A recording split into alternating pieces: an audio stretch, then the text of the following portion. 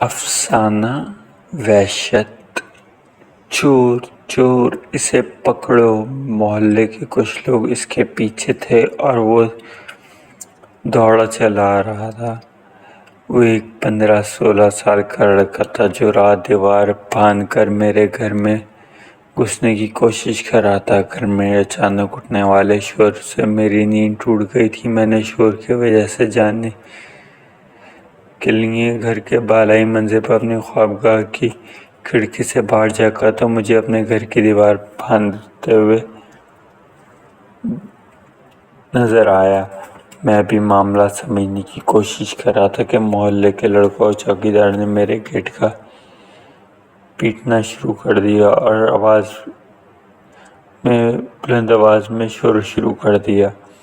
मिर्जा साहब, चोर घुस गया आपके घर में, मुहतात रहिए, पुलिस को फ़ोन करें। अरे वो अंदर छुपा हुआ है, कोई असला भी है उसके पास, हो सकता है। इस शोर से एक आवाज़ उठती, असला मेरे खुदाया, उफ, हिफाजत फरमा। मेरे मुंह से बेख्तियार निकला। मैं खिड़की के पट बंद करता हुआ जल्दी से अपने बिस्तर की जानिब लौट आया। इस शोर और अचानक पेश आ जाने वाले वाक़े ने मेरे हवास जैसे मफलूज कर दिए थे। नाज़िमा के इंतकाल और बेटियों की शादी के बाद मैं 120 गज के छोटे से मकान में अकेला रह रहा था। पिछले साल बड़ी बेटी और दामाद ने ऊपरी मंजिल में 2 कमरे और एक छोटा सा बावर्ची खाना बनवाकर मुझे मकान की बालाई मंजिल में ज़बरदस्ती शिफ्ट करवा दिया था और मकान की निचली मंजिल को किराए पर लगवा दिया था। दिन में एक लड़का घर के काम काज करता और खाने वगैरह भी बना जाता। वो दिन भर मेरी साथ रहता, लेकिन अपने पागल भाई को देखभाल की वजह से रात को मेरे पास नहीं रुक पाता, जिसके लिए मैंने उसे नौकरी की इब्तिदाई में ही माजरत कर दी थी। उसने अक्सर वो मुझे बताया करता था, इसके भाई को इलाके की पुलिस अक्सर छोटे मोटे जराइम की वजह से बिलावजह धर देती है, बल्कि जबकि वो अच्छी तरह जानते हैं कि मेरा भाई ज़हनी माजूर है। इसका नाम पता सब है पुलिस के पास, लेकिन जब तक इन पुलिस वालों को मुट्ठी गर्म ना करो वो जान नहीं छोड़ते। मेरा मकान गली के बीचों बीच था। तमाम पड़ोसी दरमियानी दर्जे के सफ़ेदपोश मुलाज़मत याफ्ता या कारोबारी थे। घर की निचली मंजिल में एक नौबियाता जोड़ा बतौर किराएदार आए थे, जो इन दिनों शहर से बाहर कहीं घूमने गए हुए थे। इस वक्त रात के 2-3 बजे होंगे जब यह वाक़या हुआ। मैंने फ़ोन उठाकर दामाद का नंबर तलाश किया और इसे कॉल कर डाली। असद बेटे, हेलो। वो दरअसल दूसरी जान से मेरे दामाद ने नींद में डूबी आवाज़ में पूछा, क्या हुआ पापा, तबीयत ठीक है आपकी, सब खैरियत है ना? इसकी आवाज़ में फ़िक्रमंदी ज़ाहिर थी। मैंने अपनी घबराहट पर काबू पाते हुए कहा, हाँ हाँ सब खैरियत है, असल में घर के आते में कोई आदमी घुसा है, सारे मोहल्ले घर के दरवाजे पर है, कुछ लोग कह रहे हैं वो चोर है, इसके पास असला है। मैं क्या करूं, बाहर निकलूं या क्या करूं, कुछ समझ नहीं आ रही। तुम ज़रा पुलिस को फ़ोन करो। मेरी बात सुनकर मेरे दामाद ने मुझे तसल्ली दी और ख़ुद जल्द पुलिस के साथ घर पहुंचता है। अचानक बाहर शोर तेज़ हो गया। मोहल्ले के कुछ लड़के शायद दीवार पर लंघ कर अंदर आ गए। एक लड़के ने घर के अंदर कूदकर गेट खोल दिया तो 4-5 लड़के चौकीदार के साथ अंदर घुस आए। मैं खिड़की से सारा मंदिर देख रहा था। उन लड़कों ने इस दुबले पतले कम उम्र चोर को सीढ़ियों के नीचे पानी की मोटर के पास पकड़ लिया। अब मुझे ज़रा हिम्मत हो गई थी। जल्दी से मोबाइल हाथ में पकड़ा नीचे आ गया। गली के चौकीदार और कुछ मोहल्ले के जोशीले नौजवानों ने इस कमज़ोर अड़ाकर चोर को मुक्कलाते रसीद कर दिया। सीढ़ी के नीचे वो सहमा हुआ चोर बुलंद आवाज़ में माफ़िया मांग रहा था। मैंने आवाज़ लगाई, इसे पकड़ लो, मारो नहीं, पुलिस आ रही है बस। लोगों के जुनून और शोर में मेरी आवाज़ दबके रह गई। एक लड़के ने चोर का गिरेबान से पकड़ के घसीटा, जोरदार मुक्का इसके मुंह पर मारा। इसके सामने के दांत टूट गए, खून की तेज धार निकली। इसकी टी शर्ट को भिगोने लगी। इसकी टी शर्ट जले उर्फ में लिखा था, अपना भी वक्त आएगा। शायद इसकी कम बख्ती का वक्त आ गया था। तभी मेरे शोर मचाने और रोकने के बावजूद मोहल्ले के लड़के उसके बालों से घसीटते हुए मेरे घर के गेट के बाहर निकाला और किसी मजलिस की ढीली पतलून खींच के उतार दी। इस नफरत भरे शोर में खैम गुंज भी शामिल हो गए। दूसरी जानिब लड़के ने माफ़ी की इल्तिजा उसकी आंखों में बुलंद कर दी। कुछ लड़के अपने मोबाइल फ़ोन पर वहशतनाक मंजर से महसूस करने लगे। गली का सन्नाटा एक तमाशे के शोर में बदल गया। घर की खिड़कियां और गेट खुल गए थे। मर्द, औरत, बच्चे सभी ये मंजर देख रहे थे। मैंने भी घर के मरकज़ी दरवाजे से बाहर निकलने से कबल सीढ़ियों के और घर के सामने की लाइटें जला दी थी। ज़मीन पर जिस्म और खून के धब्बे साफ नजर आते। जब तक गेट के मोहल्ले के तमाम लड़के इस शोर की गली के कोने तक घसीट चुके थे। पुलिस का नामो निशान नहीं था। मुझे मोहल्ले के लड़कों की बर्बरीत पर गुस्सा आ रहा था। एक कमज़ोर और दागर को पीटना चोरी के घर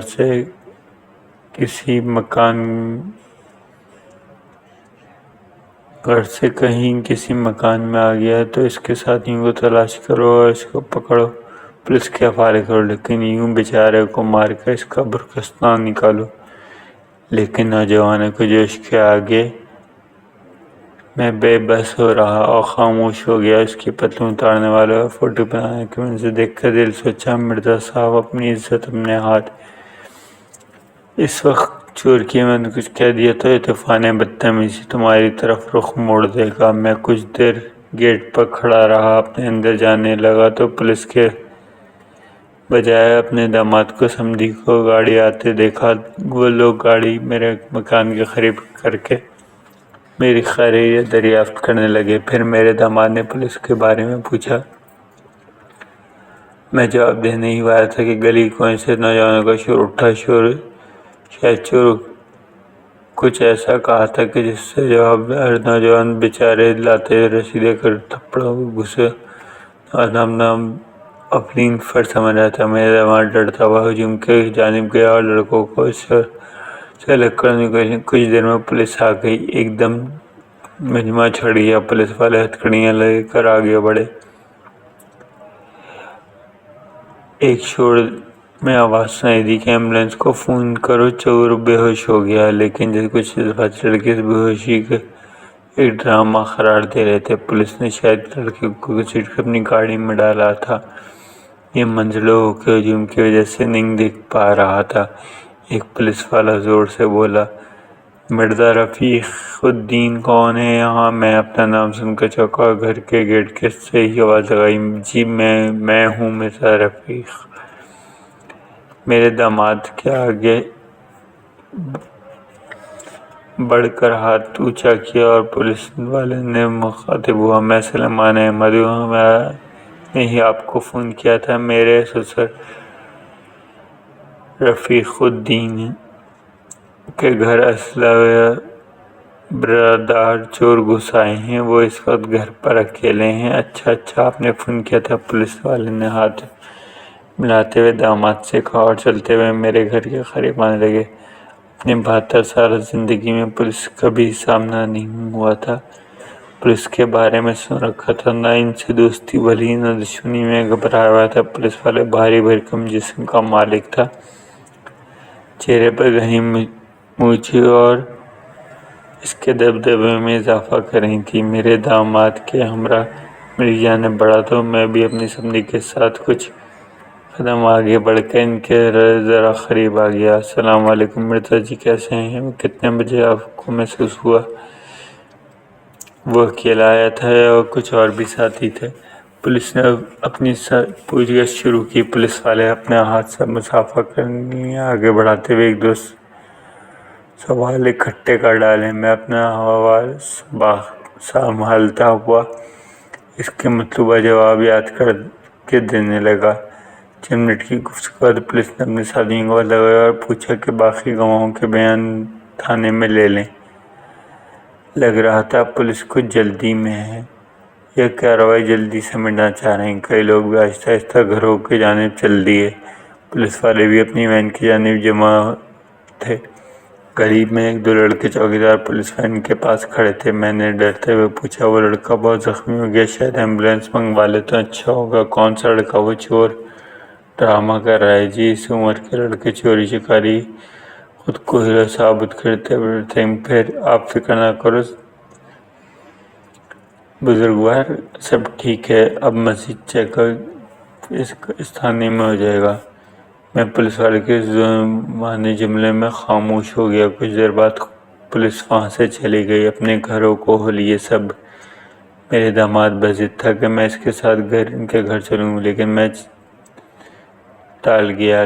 وہ چند منٹ میرے ساتھ اور پھر میرے مکان میں بیٹھے، پھر مجھے لے کر چلے گئے۔ ان کے جانے کے بعد میں نے نیچے کا گیٹ بند کیا، دروازہ بند کر کے اپنے کمرے میں بستر پر لیٹ گیا، لیکن نیند کوسوں دور تھی۔ دماغ میں اس لڑکی کے ٹی شرٹ پر لکھے جملے، اپنا وقت بھی آئے گا، نے ہلچل مچا رکھی تھی۔ اتنی کم عمری میں چور یا ڈاکو بننے میں، گھروں میں گھس کر واردات کرنے میں ممکنہ محرکات کا سوچنے میں ایک طوفان دماغ میں کھڑا کر دیا۔ شاید صبح کے وقت کہیں جا کر آگ لگی۔ بیٹی میرے کمرے کا دروازہ کھٹکھٹا رہی تھی۔ کچھ دیر بعد مجھے دستک کا احساس ہوا تو بستر سے اٹھ کر میری بیٹی اور نواسی میرے داماد کے ساتھ کمرے کے باہر تھے۔ میرے گھر کی چابیاں میری چھوٹی بیٹی کے پاس ہوتی ہیں، بڑی بیٹی تو شادی کے بعد سے دبئی میں مقیم ہے۔ ارے تم لوگ اتنی صبح؟ میں نے بچوں کو سینے سے لگاتے ہوئے پوچھا۔ بچوں کے آ جانے سے ایک خوشگوار حیرت کا احساس ہوا جو گزشتہ رات کے واقعے پر گرد ڈال دی تھی۔ میرے داماد کچھ دیر بیٹھا اور پھر آفس کلینک چلا گیا۔ کچھ دیر میں وہ کام کرنے والا لڑکا کلینک پہ آ گیا۔ اس کو جب سارے واقعے کروں تو پولیس سے اپنی پولیس تفتیش میں نہ لے وہ پولیس سے گھبراتا تھا۔ میری یقین پر وہ دہانی پر وہ اس روز کلیم نے جلدی گھر کی کام کر کے ذرا سویرے ہی اپنے گھر جانے کی اجازت مانگ لی۔ یوں بھی میری بیٹی باورچی خانے سنبھال چکی تھی۔ اس نے اس کو جلدی جانے کی اجازت دی۔ کلیم میاں نیچے سڑی کے نیچے گیٹ کے سامنے ذرا اچھی طرح دھو دینا، خود کے دھبے لگے ہوئے۔ میں نے کل رات اس کمسن چور کے زخموں سے رستے خون یاد کرتے ہوئے کہا، ہاں بابا۔ نیچے گیٹ کے سامنے سارا موٹر کے سامنے پچھلا حصہ بھی دھلوایا۔ آپ فکر نہ کریں میری بیٹی، اس لڑکے کلیم کے بجائے جواب دیا۔ کلیم خدا حافظ کہہ کر چلا گیا۔ کتنی وحشت اور بربریت کا سلوک کیا کل محلے کے لڑکوں نے اس بد نصیب کے ساتھ! کتنا زخمی کر دیا بیچارے کو! میں نے تعصب سے کہا۔ میری بیٹی نے میرا ہاتھ تھامتے ہوئے محبت سے کہا، بھول جائیں بابا، آپ کی اتنی نرم دلی اور محبت بھری طبیعت دیکھ کر ہی تو کوئی نہیں کہہ سکتا آپ نے 30 سال لڑکوں کو اسکول میں پڑھایا ہے۔ میں نے مسکرا کر اپنی بیٹی کو سینے سے لگایا۔ تو کیا اسکول ماسٹر جلاد ہوتے ہیں؟ وہ بھی باپ ہوتے ہیں، کسی کے بیٹے ہوتے ہیں، کسی کے بھائی، وہ بھی تو انسان ہوتے ہیں۔ میں نے تو ہمیشہ اپنے طالب علموں کو اپنی اولاد کی طرح محبت دی تھی۔ محبت انسان کو انسان بناتی ہے اور ان کے ساتھ انسانی سلوک برتاؤ بھی عقل و خرد کو استعمال کیے بغیر مار دھاڑ کرنا، اپنے جذبات پر قابو نہ رکھنا، جنونی انداز میں نکالنا انسانوں کا نہیں درندوں کا کام ہے بیٹی۔ لیکن کل رات کو چور کی پٹائی والے کا جوش دیکھ کر میں دہل کے رہ گیا۔ یہ قانون اور اداروں سے زیادہ خود کو کیوں طاقتور سمجھتے ہیں؟ قانون اپنے ہاتھ میں لیتے ہیں۔ کون کیسے لوگ آج کے نوجوان کی تربیت کر رہے ہیں؟ ان کے پاس صبر عقل نام کی چیز کمی ہے کیا؟ میں تو سوچ کر پریشان ہوتا ہوں ان کے بارے میں۔ اپنے طالب علم کو یہ سکھایا انسان اور قانون کی عزت کرو تو معاشرہ انسانی اقدار پر ہی پیروان چڑھے گا، ورنہ حیوانیت، چوری، قتل اور دہشت گردی کا بازار ہمیشہ رہے گا۔ لیکن آج کے یہ نوجوان بے لگام جوش اور نفرت دیکھ کر دہل جاتا ہوں۔ سوچتا ہوں ایک نوجوان چوری کی طرف راغب ہوتا ہے تو اس کو مجرم وہی لوگ اپنا رویہ بنا دیتے ہیں جو ملک میں خود قانون کی بالادستی کی بات کرتے ہیں۔ نوجوان کی کتنی تذلیل کی گئی، پولیس کے آنے سے انتظار بھی نہیں کیا۔ میری بیٹی نے تعصب سے میری جانب دیکھتی رہی، شاید اس کے پاس بھی کوئی جواب نہیں تھا۔ دوپہر کو پولیس اسٹیشن سے فون آیا۔ جو لڑکا جس کے کل رات محلے کے نوجوانوں نے پیٹا تھا زخموں کی تعداد نہ لا کر اسپتالوں میں چل بسا۔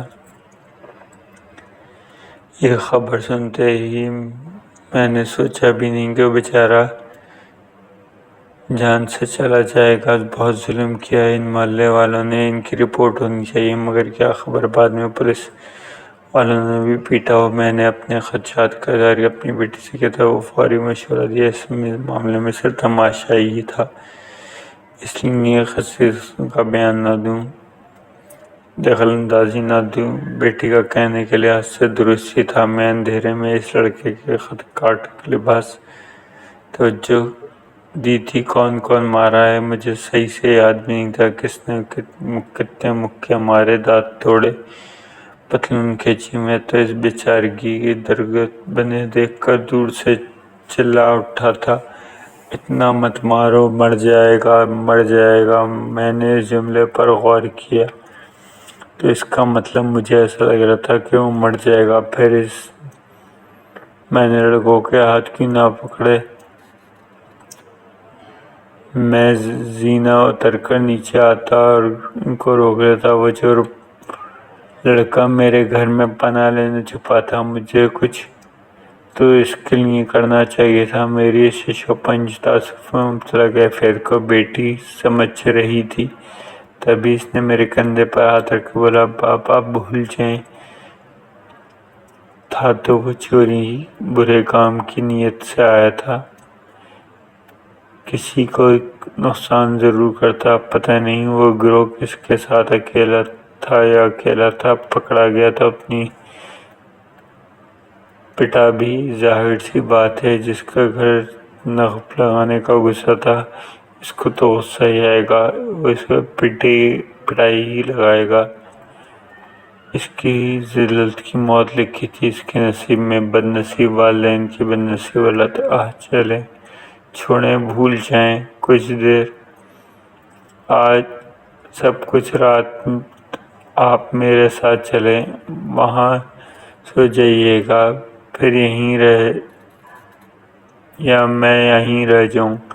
میری نظر اٹھا کر بیٹی نے آنکھوں میں دیکھتے ہوئے کہا، نہ ہی میں تمہارے ساتھ جاؤں گا، نہ تم یہاں سمیہ کے ساتھ رکو کی جگہ کہاں ہے؟ یہاں ڈرائنگ روم میں سونے کی۔ میرا بستر تم دونوں کے لیے چھوٹا ہوگا، سب سے بڑھ کر اسد کو تکلیف ہوگی کہ تمہارے گھر پر نہ ہونے سے میری فکر نہ کرو۔ میں پولیس کو بیان نہیں دوں گا، سب سنبھال لوں گا، تم پریشان نہ ہو۔ میں نے بیٹی کو سمجھا دیا، لیکن مجھے معلوم تھا وہ نہیں مانے گی، اور ہوا بھی ایسا ہی۔ شام کو میرے داماد گھر آیا تو بیٹی گھر جانے سے انکار کر دیا۔ وہ کسی بھی قیمت سسرال جا کر نہیں رہوں گا۔ ابھی ہم اسی گتھی کو سلجھانے میں لگے تھے، پولیس والے کا فون داماد کے موبائل پر آیا۔ کاغذی کارروائی کے لیے ہمیں تھانے بلا رہے تھے۔ میرے داماد نے وہی کچھ کہا کچھ دیر پہلے میری بیٹی کہہ چکی تھی۔ میں اس واقعے سے لا تعلق ہو جاؤں، کسی کے بیان دینے سے یا شناخت کرنے میں خاموشی اختیار کروں۔ کچھ دیر بعد علاقے کے تھانے میں پہنچ گئے تھے ہم۔ ایس ایچ او نے ہمیں بیان قلم بند کروانے کے لیے کہا۔ ان کا کہنا تھا علم والے لڑکے کو مار کر رہن کر دیا تھا، وہ اسے تھانے کے بجائے اسپتال لے گئے۔ جہاں ڈاکٹر نے اس کو مردہ ہونے کی تصدیق کر دی۔ پولیس والا یہ سب کچھ ایسے بتا رہا تھا جیسے کسی کتے کی ماہر مہم میں بلدیاتی محکمہ والے کوئی ٹیم نکلی ہو اور مگر کتے پہلے ہی شہر میں مردہ پائے گئے ہوں۔ میں اپنی بیٹی اور داماد کے کہنے کے مطابق پولیس کو دیا ہوا بیان دے دیا۔ اندھیرا ہونے کی وجہ سے نہ ہی میں نے اس چور کی شکل دیکھ پایا تھا، نہ ہی اسے مارنے والے لڑکوں کو صحیح سے۔ سوشل میڈیا اور فیس بک پر خبر چلنے کی وجہ سے پولیس اور سماجی اداروں میں دباؤ بڑھ گیا تھا، جس کی وجہ سے پولیس محلے والوں کے 2 لڑکوں کو پہلے ہی حراست میں لے چکی تھی۔ میں گھر آ کر کہتا رہا کہ پولیس کی مدد کرنی چاہیے۔ قانون ہمیشہ مظلوم کے حق میں آواز ہوتا ہے۔ ملک کی فوج اور پولیس عوام کی حفاظت کے لیے ہوتی ہے، لیکن میرے داماد اور سمدھی کہے جا رہے تھے اس کیس میں اپنا دامن بچائیں اور خاموش رہیں۔ مجھے یقین تھا محلے کے لڑکے اس چور کی اتنی پٹائی نہ کرتے، اسے پکڑ کر پولیس کے حوالے کر دیتے تو شاید یہ بچ جاتا۔ دن آہستہ آہستہ گزرتے رہے، شہر کے حالات بدتر سے بدتر ہوتے جا رہے تھے۔ حکومت ہاتھ میں بھی بڑھتی ہوئی دہشت گردی اور چوری چکاری، قتل و غارت بدعنوانی کو روکنے میں کوئی تدبر نہیں دیکھ رہی تھی۔ میری بیٹی بضد تھی کہ میں اس کے پاس کچھ عرصے کے لیے دبئی چلا جاؤں۔ سچ پوچھیے تو میرا دل ملک میں اجڑے اور بدتر نظام سے گھبرا گیا تھا۔ پولیس والوں سے اس کیس میں دلچسپی دیکھ کر پولیس کے بارے میں غلط فہمی ختم ہو گئی۔ پولیس غریب عوام کی مدد نہیں کرتی۔ میں اپنے دوستوں اور بیٹوں سے بھی اکثر کہتا ہوں کہ پولیس کی مدد کرنا فرض سمجھو، ان پر اعتبار کرو، شاید ملک سے دہشت گردی اور بدعنوانی دور ہو، اس ملک میں عوام دل میں انسانیت کا احترام و خدمت شعار بنا لیں۔ میری اس بات پر بیٹیاں مسکرا کر تسلی دیتی، فکر نہ کریں، ایک روز سب بہتر ہو جائے گا۔ ایک دن شام کو فون پر اپنی بڑی بیٹی سے بات کرتے ہوئے کسی بات پر شہر کی رینجرز اور پولیس کی تعریف کر رہا تھا۔ جب بات ختم کر چکا تھا، میرے ملازم کلیم جو پورے 1 ہفتے کی چھٹی کے بعد آیا تھا، وہیں کمرے کی صفائی میں مصروف تھا۔ اس نے میرے قریب آ کر جھاڑو زمین پر رکھ دیا۔ جب میں فون پر بات کر چکا تھا، غصے سے مجھے دیکھنے لگا۔ پولیس کی تعریف اسے شاید پسند نہیں تھی، تب ہی جذباتی انداز میں بولا، بڑے صاحب، پولیس بھی اس معاشرے کا حصہ ہے، اس نظام سے جڑی ہے جس ملک کے عام لوگوں میں تشدد کر کے ایک مظلوم انسان کو مار سکتے ہیں۔ پولیس والے تو اسے بے ایمانہ قتل کا اجازت نامہ اپنی جیب میں رکھتے ہیں۔ یہ سب سے بڑے چور اور قاتل ہیں۔ آپ کو معلوم ہے 1 ہفتے پہلے انہوں نے میرے ذہنی معذور بھائی کو ATM مشین توڑنے کے جرم میں پکڑا اور میرے بھائی کا قصور تھا۔ اس نے CC کیمرے میں پولیس والوں کو منہ چھڑایا تھا۔ وہ پشاور چور نہیں تھا، کشمیر میں باپ کی ناگہانی موت دیکھ کر اس کی آواز کھو بیٹھا تھا۔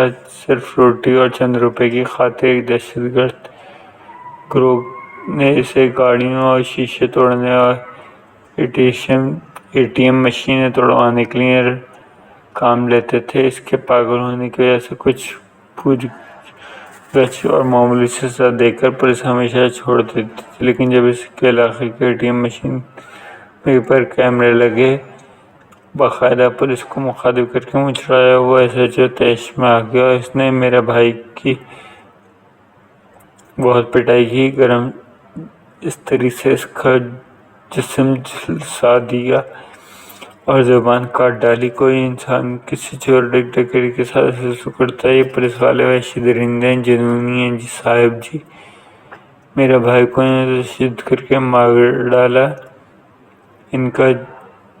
اس کا جلا ہوا جسم اس نیلے نشان ہے، اس پولیس والوں کی درندگی کا نشان ہے، اس کے وحشی پن کا ثبوت ہے۔ یہ سب کچھ بتاتے ہوئے اس نے اپنے فون میں پولیس ہی کی بنائی ہوئی بھائی کی ویڈیو دکھائی جس میں وہ التجا کر رہا ہے کہ مجھے نہ مارو، مجھے نہ جلاؤ۔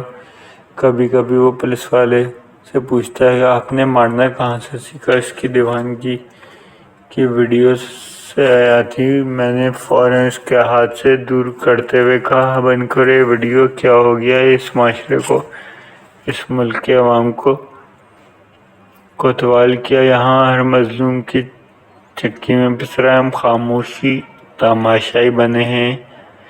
یہ ظلم و بربریت ہے۔ اس نظام معاشرے کا حصہ قوم کا مزاج بن گیا۔ عدالتیں کس لیے بنی ہیں؟ لوگ انصاف کیوں نہیں مانگتے؟ عدالت سے انصاف کیوں نہیں مانگتے؟ ابھی میں اتنا ہی کہہ پایا تھا کہ اپنے بھائی کی سی سی کیمرے بنی ہوئی ایک فوٹو دکھاتے ہوئے کہا، یہ کیمرے میں کی طرف منہ کیے چڑھا رہا تھا۔ میں نے گھبرا کر کلیم سے کہا، اچھا بند کرو یہ تصویر دکھانا۔ پتہ نہیں مجھے کیوں ایسا لگا کلیم یہ دیوانہ بھائی صرف پولیس کو ہی نہیں بلکہ اس معاشرے کے ہر نظام میں عدل و قانون اور عوام کے ساتھ ساتھ مجھ جیسے خاموش گواہوں کو بھی منہ چھڑا رہا ہے۔ اچانک میرا دل بھر آیا، کلیم بھی رو رہا تھا۔ مجھے اپنے ارد گرد